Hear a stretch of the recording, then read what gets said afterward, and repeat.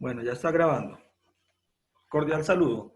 Mi nombre es Wilson Jairo Ospina, estudiante de Sociología de la Universidad Nacional Abierta de a Distancia. Curso Indicadores Sociales. Grupo número 1. Para esta reunión que vamos a hacer es un debate de unas preguntas que dejó el tutor en el foro. Y entonces vamos a presentar a los compañeros. Lady, porfa, te presentas. Y sigue Carlos. Bueno, buenas tardes. Mi nombre es Lady Vázquez, estudiante del programa de Sociología. Con los compañeros pues estamos compartiendo el curso de indicadores sociales. Carlos, porfa. Buenas tardes, mi nombre es Carlos Rodríguez, estudiante de Sociología, y nos encontramos esta tarde para, junto con mi compañero Wilson y Lady, adelantar el trabajo de gestión de indicadores. Vale, bueno, entonces, por favor, si podemos silenciar los celulares para que no nos haga interferencia con la grabación. Bueno, entonces la primera pregunta es, comente sobre bondades y desventajas de la medición de diferentes fenómenos sociales. Lady, ¿qué tienes que decir al respecto? Bueno, pues sobre las ventajas, pues inicialmente debo decir que pues los programas sociales siempre están basados a la población pues que está sujeta a pobreza y a pobreza pues extrema. Entonces, pues en este sentido, gracias a los indicadores sociales o a la medición de los indicadores sociales, pues lo que se quiere reducir es esa vulnerabilidad de estas personas pues que están eh, bajo, digamos, condiciones que están fuera de lo normal y pues se crea también acceso pues a nuevas oportunidades.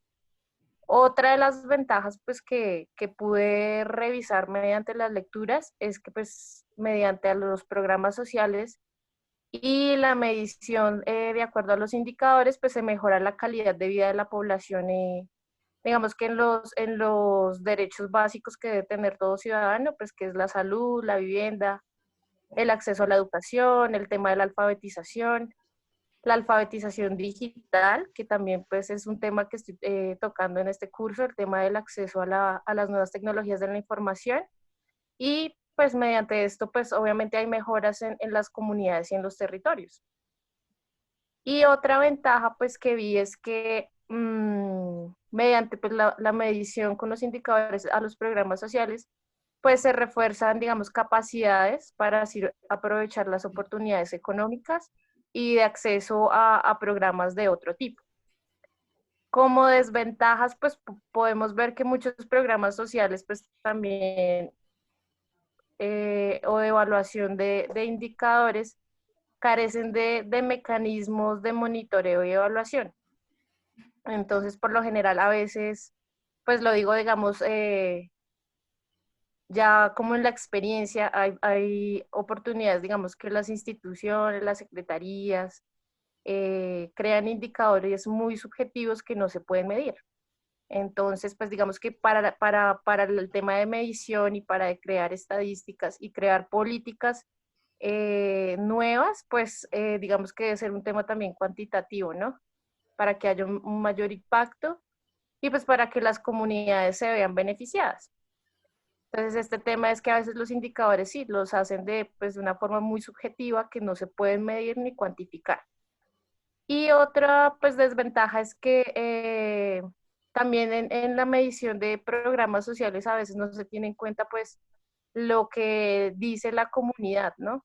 Entonces a veces se mide por medir, no por medir, sino que también hay que tener en cuenta, digamos, según la problemática social o del territorio de la comunidad, pues se debe tener en cuenta también la percepción, la opinión, lo que está viviendo como tal el ciudadano, pues que está siendo vulnerado en sus derechos y al que se le quiere mejorar las condiciones de vida. Eso en cuanto a la primera pregunta, compañeros. Vale, Lady. ¿Tú, Carlos? Pues mira, a partir de las lecturas sugeridas y principalmente de la guía metodológica de diseño de indicadores desarrollada por la CEPAL, digamos que se han identificado varias ventajas y varias desventajas de medir los diferentes fenómenos sociales. Entonces, una de las principales ventajas es que ha servido de herramienta para el diseño, construcción y formulación y el análisis de las políticas públicas, y a su vez facilitan la evaluación, digamos, en cuanto a eficacia de estas políticas, y la comunicación en el sentido de que facilita la rendición de cuentas hacia la comunidad. ¿Sí? Esa es una de las primeras. La segunda es que tiene la capacidad de sintetizar, digámoslo así, de reducir como en un solo parámetro muchísima información que se origina al medir, digamos, múltiples perspectivas y características multidimensionales. Digámoslo, en el caso es que permite medir información de diferentes dimensiones, digamos, de calidad del medio ambiente, salud humana, educación, etcétera, en uno solo, y lo cual permite pues darle una mayor difusión y a la vez una mayor comprensión de la comunidad, digamos, deja de ser un tema muy estadístico y muy técnico a tener un lenguaje como más comprensivo para la comunidad. Digamos que como resultado de esto, le permite, digamos, permite medir múltiples áreas de la gestión pública que antes no se medían. Digamos, antes cada entidad pública hacía sus cosas, pero nunca, nunca había una rendición de cuentas. Entonces, esto permite medir la gestión de la función pública en todos los aspectos, económico, y su interacción, digamos, con las políticas de desarrollo económico y sectorial y social. ¿Para qué? Digamos, para tener un panorama más claro entre los índices de productividad que, digamos, que se pueden tener a nivel de eficacia en el ámbito económico y los beneficios o los índices de pobreza o vulnerabilidad en el ámbito socioeconómico. Digamos, aquí se habla, digamos, que la política del tema de la minería, de la explotación minera, pero a veces no se mide el costo-beneficio de esa actividad versus los beneficios que reciben las comunidades en donde se adelantaron determinados proyectos o donde se ejecutó determinada política pública. Y lo otro que ya es como más en el plano como regional y en un plano más nacional es que este tema permite medir las diferentes dimensiones en las unidades de análisis. Digamos que las unidades de análisis, que parte es que se puede comparar cómo se desempeña un país, pero internamente cómo se desempeñan las regiones, cómo se desempeñan los departamentos, los municipios, y en el caso de Colombia, digamos, se hace a partir del análisis de los hogares, ¿no? Cómo se dan las condiciones en los hogares.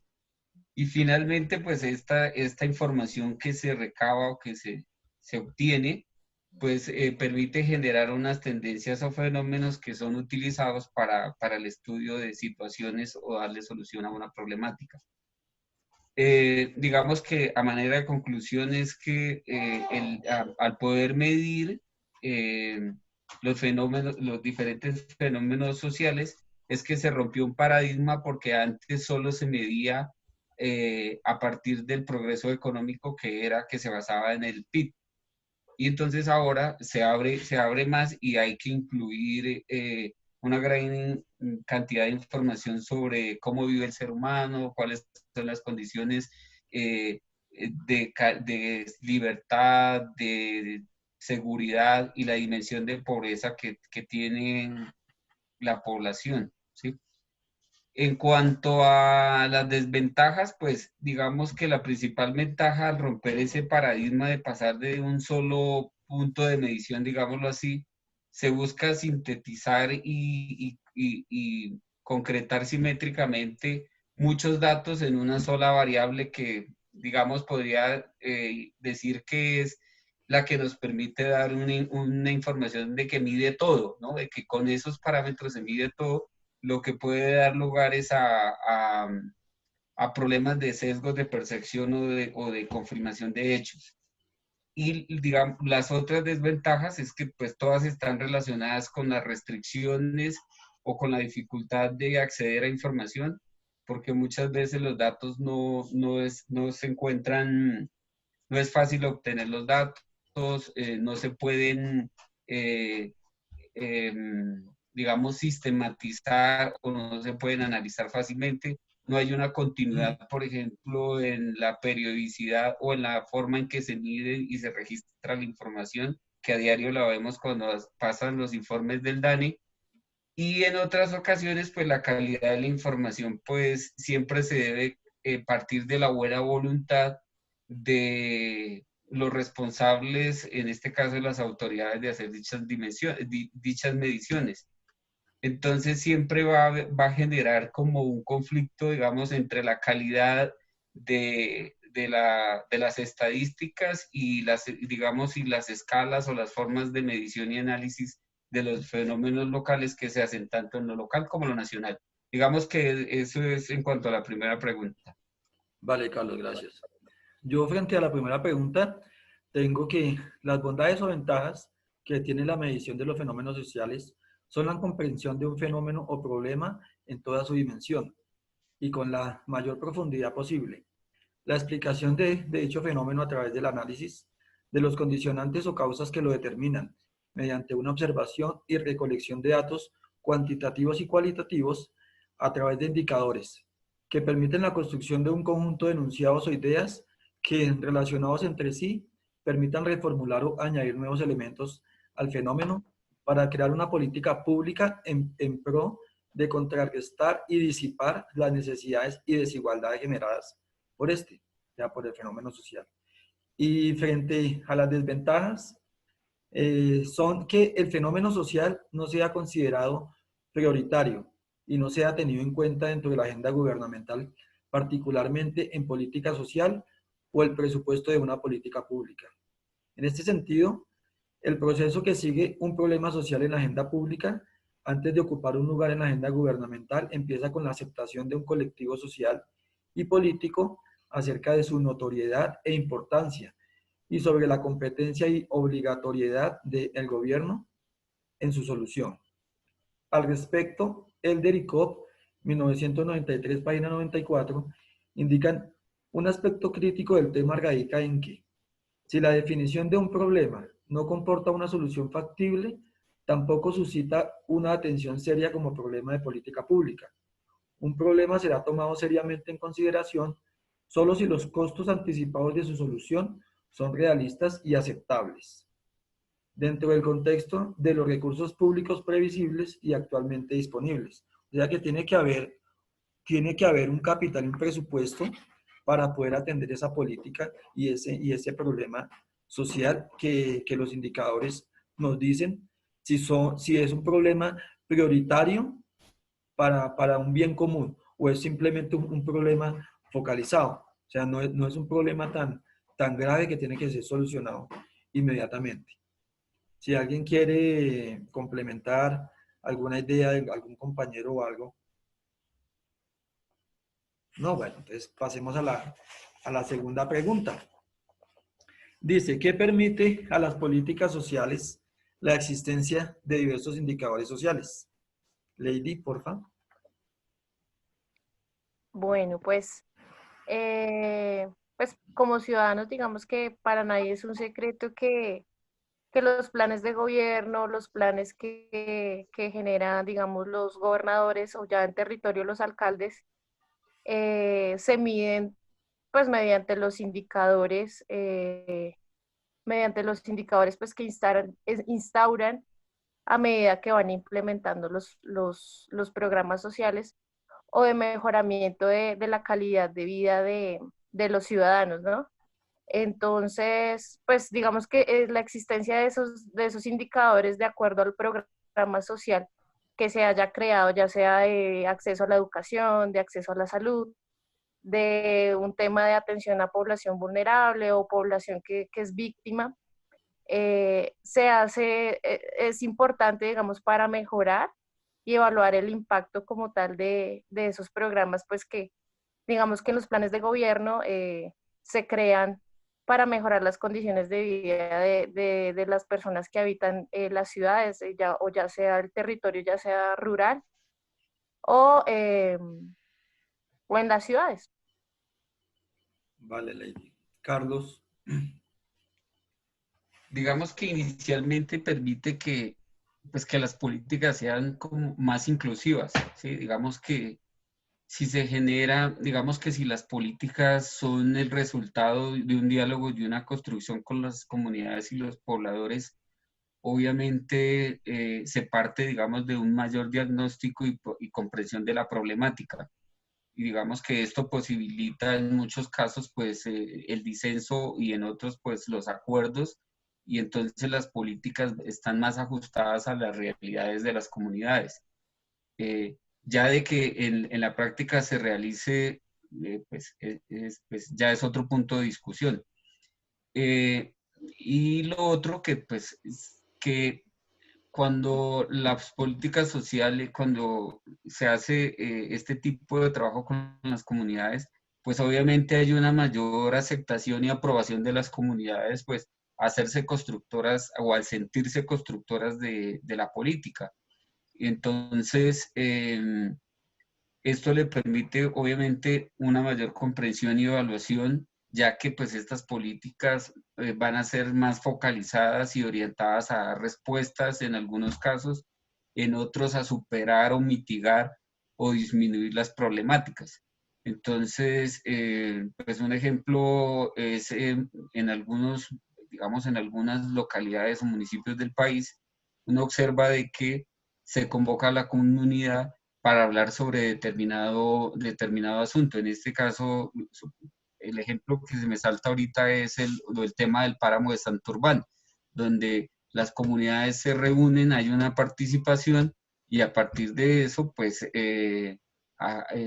las comunidades ponen una posición respecto a la problemática, pero a su vez una exigencia al gobierno sobre la política que se debe implementar en ese tipo de regiones. Y el resultado es que pueden incluso echar atrás proyectos como el proyecto minero que se pretende realizar en esa zona del país.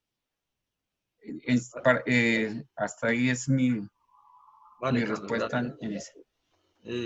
Respecto a esa pregunta, yo tengo que la existencia de diversos indicadores sociales les permite a las políticas públicas evaluar los programas y proyectos sociales desde su capacidad de alcanzar las metas y los objetivos definidos, medir las condiciones de vida de las personas en una sociedad, en un territorio o en una región, comparar variables referidas al bienestar social y hacerle seguimiento en su funcionalidad y cumplimiento en el uso de recursos y entrega de servicios y de bienes.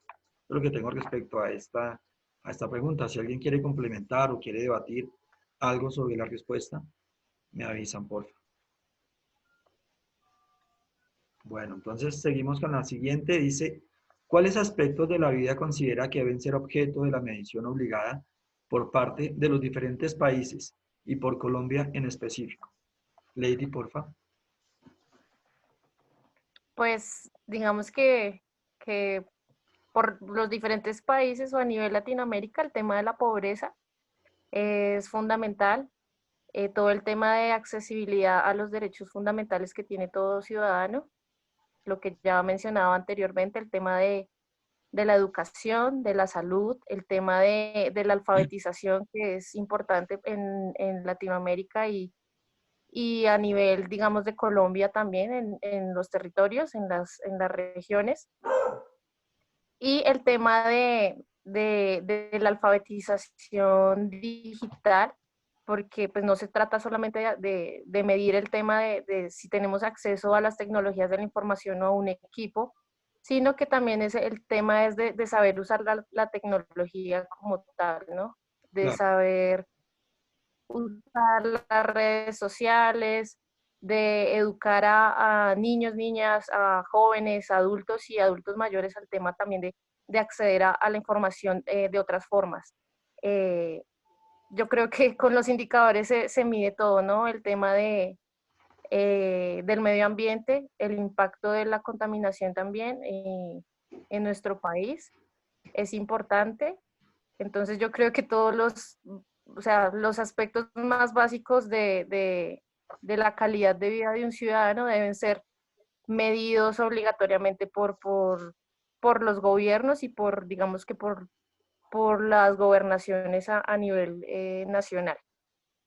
Vale, Lady, gracias. Carlos. Listo.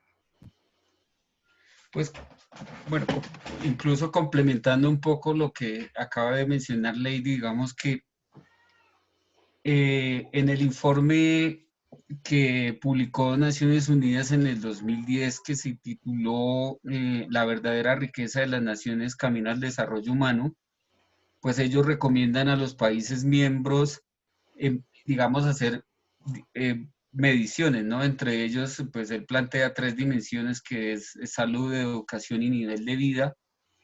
Y de esos 3 dimensiones ellos establecieron 10 indicadores. Pero a su vez también los invita a los países a que se amplíen esas dimensiones, como lo mencionó Lady ahorita, incluir nuevas variables, modificar los umbrales y ampliar la desagregación geográfica de la medición, porque muchas veces las mediciones solo se hacen por ejemplo, en el caso de Colombia, en las ciudades capitales, pero no se tienen en cuenta ni las provincias ni los municipios.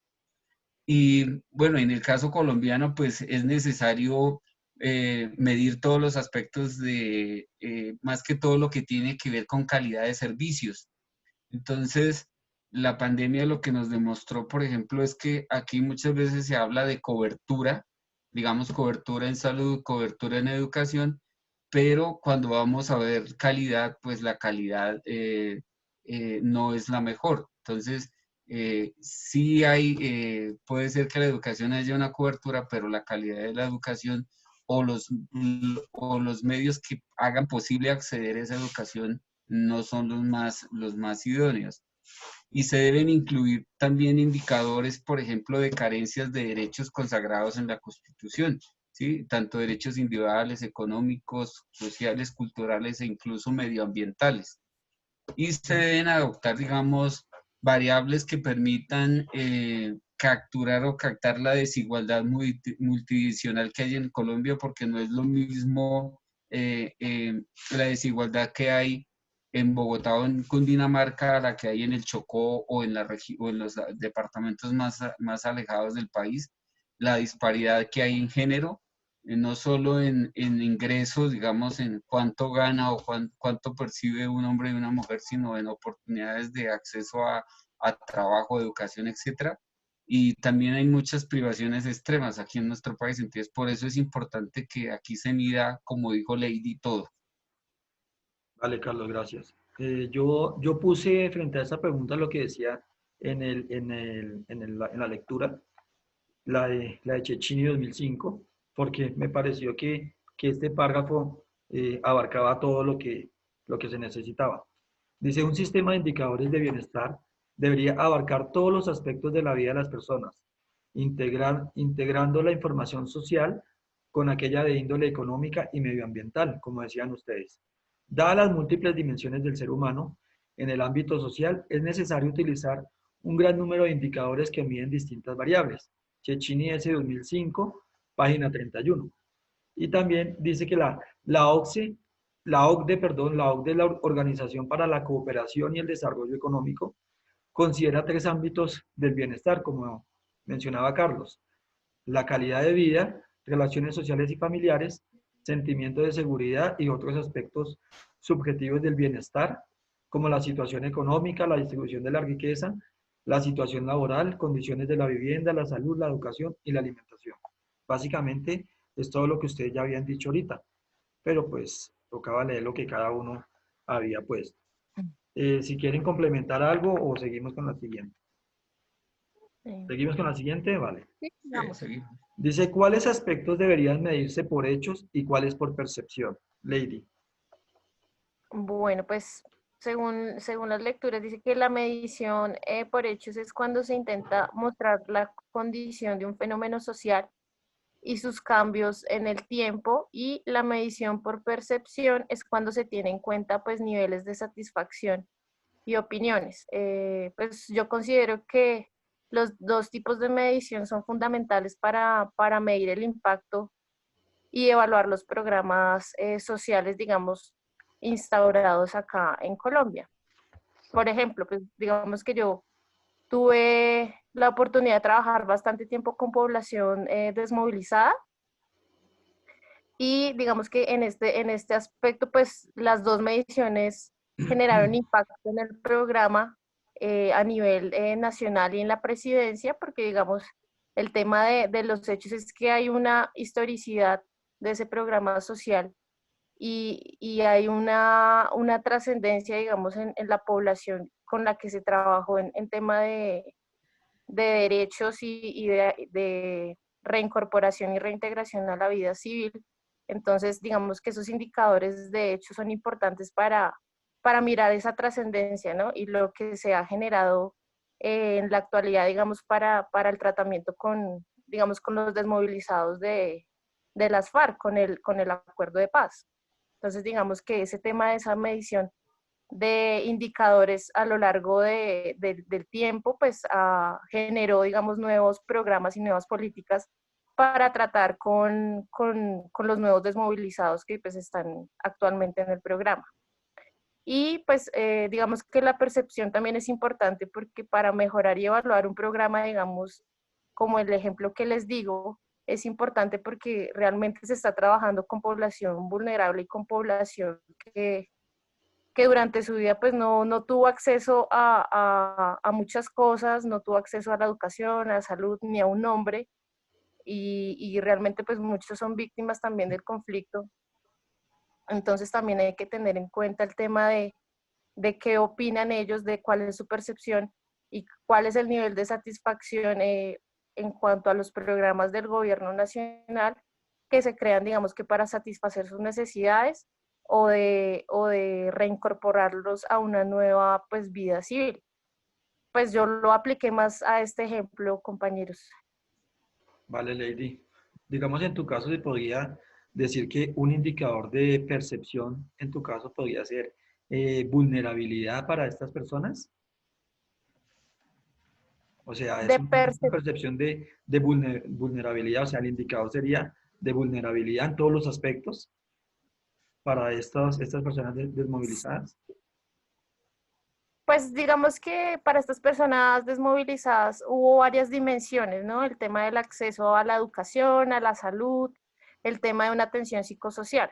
Entonces, digamos que los indicadores de percepción podrían ser el tema de la satisfacción que ellos tengan, digamos, con su profesional psicosocial, o digamos, si tuvieron un cambio de vida, o si tuvieron, digamos, o qué les pareció el tema del acceso a la salud o el tema de planificación familiar o los diferentes programas que instauró a nivel interno en la agencia. ¿Qué opinan ellos o qué percepciones tienen ellos, digamos, en cuanto a esos indicadores y mediante sus percepciones y sus opiniones, digamos que se mejoraron varios aspectos de su plan o de las dimensiones que se trataron internamente con ellos? Vale, Lady, gracias. Carlos, porfa. Pues yo creo que aquí siempre va a haber como esa dicotomía porque, digamos, de una parte, casi siempre, digamos, en estos casos de política, el gobierno se basa más, digamos, en mediciones de confirmación y la sociedad pues se va más por la percepción, ¿sí? Entonces siempre va a haber un sesgo ahí entre confirmación y percepción. Y retomando el ejemplo de Lady, puede ser que para el gobierno en la política pública que implementó con el tema desmovilizado, los hechos y las acciones demuestran con estadísticas que se cumplió. Pero, por ejemplo, para los desmovilizados, para no todos, sino algunos de ellos, puede ser que no se les cumplió, que lo que se les dio no era lo que esperaban. Entonces, siempre va a haber, digamos, ese roce, digámoslo, si se puede utilizar la palabra, entre la percepción y los hechos. Y digamos, para mí, desafortunadamente, estamos en un momento como muy coyuntural donde pues abunda muchísima información, o sea, hay muchísima información disponible, pero a su vez estamos menos informados. Entonces, cuando se hace por percepción, es mi opinión, puede uno caer más en procesos de manipulación o influencias o en tendencias, y entra más al plano de la subjetividad que a la objetividad. Entonces, creería que en algunos aspectos o en algunos indicadores sí es más importante, sí debe basarse más, digamos, en temas de salud, de educación, de coberturas, etcétera. Debe ser más rígida y más precisa y debe ser por hechos y no por percepción. Pero bueno, va a quedar, va siempre a existir esa discusión entre la percepción y los hechos. Y en el tema de seguridad es lo mismo, ¿no? Pueden decirse que se tomaron o se adelantaron y cada vez nos muestran estadísticas, pero la percepción de la comunidad es que hay inseguridad. Entonces, las dos son importantes y deben utilizarse de acuerdo al indicador o a la dimensión, más que el indicador, a la dimensión. Vale, Carlos, gracias. Yo en ese aspecto, lo que puse fue lo que está sucediendo ahorita en el país con los líderes sociales. Puse, en Colombia específicamente deberían medirse por hechos los asesinatos a líderes sociales y las masacres que se han venido presentando en los diferentes departamentos del país. Y por percepción, la falta de garantías hacia la vida de las personas y la violación de los derechos humanos por parte de grupos armados y disidentes de las FARC. Y para no ir tan lejos, lo que está sucediendo ahorita aquí en Bogotá con el tema de la policía. Por hechos, se puede decir que la policía está usando el poder, porque ya hay muchas denuncias que ha hecho la comunidad y se puede evidenciar que hay ese tipo de maltrato y de, ¿cómo se diría ahí? Abuso, abuso de poder por parte de la policía. Eso en la parte de los hechos. Y por percepción se puede decir que hay esa desconfianza frente a la institución de la policía porque no hay unas garantías que le brinden a uno una seguridad o que le garanticen sus derechos. Entonces, por ese lado sería lo mío. Si alguien tiene algo para complementar. Bueno, entonces vamos con la... No, total, lo que tú dices del tema de la policía es un tema que ya está pues en unas condiciones deplorables porque obviamente tú dices por el tema de indicadores de hecho ya hay muchas evidencias y Mucho. el tema de si en la policía hacen un sondeo, una medición de la satisfacción o cuál es la percepción de los ciudadanos a nivel nacional eh, por la policía o las fuerzas militares, pues los índices van a ser muy bajos y van a ser de que no nos sentimos seguros, obviamente, con esta institución pública. Vale, Lady, gracias. Ujú. Bueno, vamos con la última pregunta entonces. Para terminar, dice, ¿cuál visión del desarrollo debería guiar un sistema de indicadores sociales en Colombia? Lady.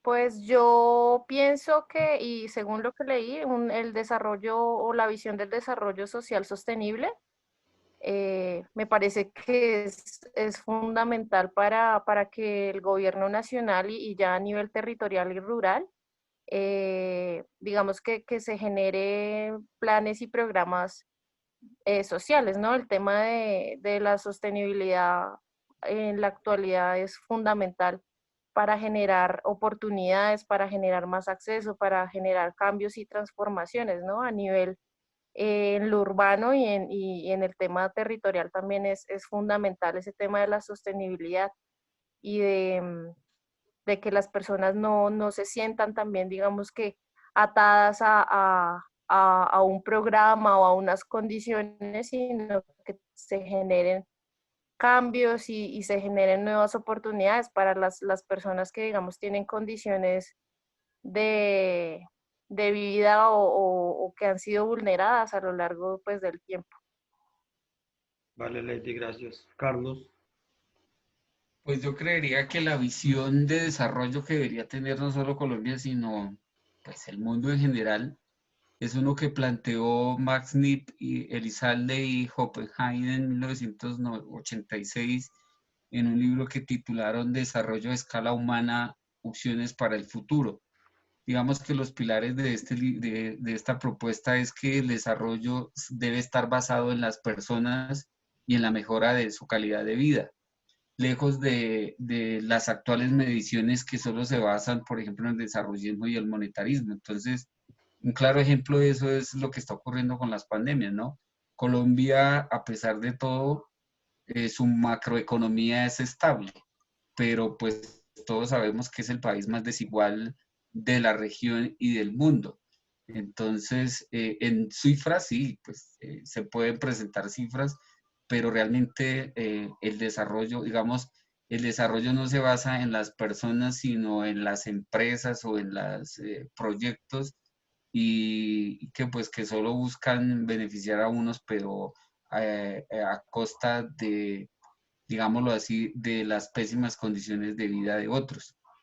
Digamos que esta propuesta lo que busca, digamos, aparte de satisfacer las necesidades básicas, es aumentar, como lo plantean los autores, los niveles de autodependencia y una relación como más armónica que va de la mano a lo que decía Lady ahorita, una relación más armónica de los seres humanos con la naturaleza, con la tecnología, con las mismas personas y con la sociedad, ¿sí?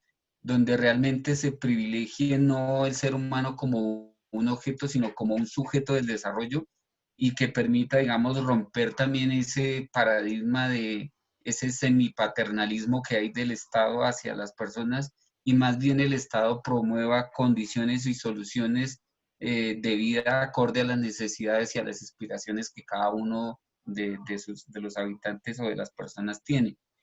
Y digamos que ellos plantean dos cosas que también voy a leerlas, me parecieron muy interesantes y dice que para lograr esto se requiere la práctica de una movilización de la sociedad, la cual debe asumir dos desafíos. El primero es potenciar el uso de recursos no convencionales en la construcción de proyectos colectivos de vida encaminados al logro de la autodependencia y a la satisfacción de las necesidades humanas, ¿sí? El segundo es potenciar los desarrollos locales para que su influencia trascienda las limitaciones espaciales y se pueda participar en la construcción de una nueva hegemonía en el ámbito nacional. En este escenario es importante las diversas prácticas locales o microespaciales que constituyan una realidad social nueva. Deben articularse en un proyecto con exigencia de globalidad, o sea, debe haber una articulación micro-macro. Y dice que lo esencial es hacer viable la constitución, de sujetos que desde los pequeños y muy heterogéneos espacios sean capaces de sostener y desarrollar sus propios proyectos, ¿sí? Entonces, en conclusión, es eso, digamos que el desarrollo debe estar pensado en las personas y dándole las herramientas a las personas para que puedan sacar adelante sus proyectos de vida y no ser dependientes o del Estado o de una empresa o de una multinacional o de un conglomerado económico. Vale, Carlos, muchas gracias. Frente a esa pregunta yo tengo la visión de desarrollo que debe guiar un sistema de indicadores sociales en Colombia es el bienestar integral de las personas, el cual abarca todas las dimensiones sociales. El gobierno debe implementar una política pública de equidad en su territorio, lejos de una administración basada en la corrupción, la cual garantice un bienestar del mínimo vital de las personas que cubran, como ustedes bien decían, alimentación, educación, vivienda, trabajo, salud, inclusión, servicios públicos y una cobertura total en las regiones a lo largo y ancho del territorio nacional. En septiembre de 2000, en la Cumbre del Milenio de las Naciones Unidas, se acordó el establecimiento de objetivos y metas para combatir la pobreza, el hambre, el analfabetismo, la discriminación contra la mujer, las enfermedades y la degradación del ambiente. Estos son los objetivos de desarrollo del milenio, los ODM. No todos son aplicables a los países de América Latina y el Caribe, para lo cual la CEPAL propone una serie de metas e indicadores adicionales que resultan más pertinentes para la región. Es claro que si los ODM, o sea, los Objetivos del Milenio, proporcionan indicadores adecuados para comparaciones en el ámbito mundial, y la CEPAL puede proponer indicadores homogéneos para América Latina y el Caribe. Queda en poder de los países la determinación de sus propias necesidades de indicadores sociales, según su grado de desarrollo socioeconómico, prioridades políticas y normativas y su capacidad estadística. Cecchini 2005, página 33. Básicamente es lo mismo que ustedes dijeron, que era garantizar las necesidades básicas de la sociedad, de la persona, y cubrir todo lo que tenía que ver con educación, con salud y con todo lo mínimo vital. Y el cubrimiento a nivel regional en su totalidad del territorio nacional. Si alguien quiere complementar o tiene algo más que decir, Lady, Pues ¿no? simplemente como complemento decir que pues que en Colombia sí se hacen muchas mediciones, o sea, lo vemos y lo puede uno consultar en el DANI. Hay varios indicadores y varias mediciones desde el consumo hasta el trabajo y muchas cosas, pero desafortunadamente, y Wilson lo tocó, todo esto no depende solo de la política y de la buena voluntad, sino el tema de la corrupción ha sido uno de los mayores enemigos, digamos, en este caso de poder avanzar en políticas públicas y que generen los resultados pues, que tanto quienes diseñan la política como las comunidades están esperando. Vale, Carlos, gracias. Bueno, muchachos, no siendo más, entonces muchísimas gracias por su colaboración, por su entrega y también por su paciencia, porque tuvimos inconvenientes para empezar este debate. Ahorita entonces lo voy a subir de una vez al entorno, ¿listo? Vale, muchachos, Gracias, Wilson. gracias. Gracias, Lady. Gracias, Lady. Carlos, que estén muy bien. Chao. Gracias. Bueno, Buena tarde. chao.